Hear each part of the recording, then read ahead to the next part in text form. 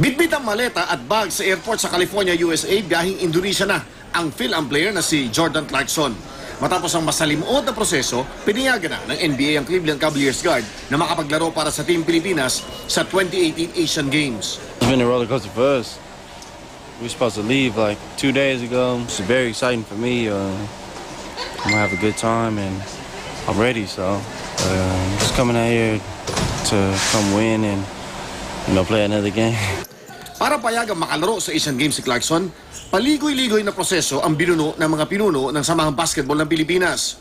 Una ay kumuha ng clearance mula sa Indonesian Asian Games Organizing Committee. Hindi kasi pasok ang NBA guard sa rule on residency.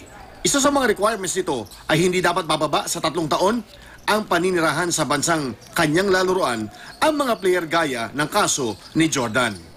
Mabuti naman ay nagbagong isip ang NBA na una nang nagsabi na hindi nila papahintulutan si Jordan Clarkson na maglaro sa Pilipinas para sa Asian Games. Ang kasunduan daw kasi ng NBA sa FIBA ay pwedeng maglaro ang kanilang players sa Olympics, FIBA World Cup, Continental Cup at kaugnay na qualifying tournaments. Pero 36 na oras bago ang unang laro ng Pilipinas ay nagbago ang desisyon ng NBA at binigyan ng one-time exemption si Clarkson para makalaro para sa Pilipinas.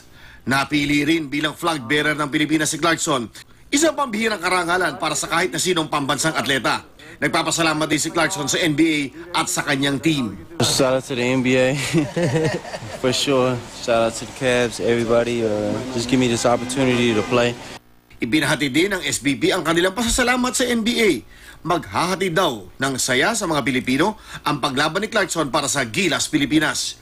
Yun nga lang, baka hindi umabot si Clarkson sa unang laban ng ating kupunan bukas kontra sa Kazakhstan.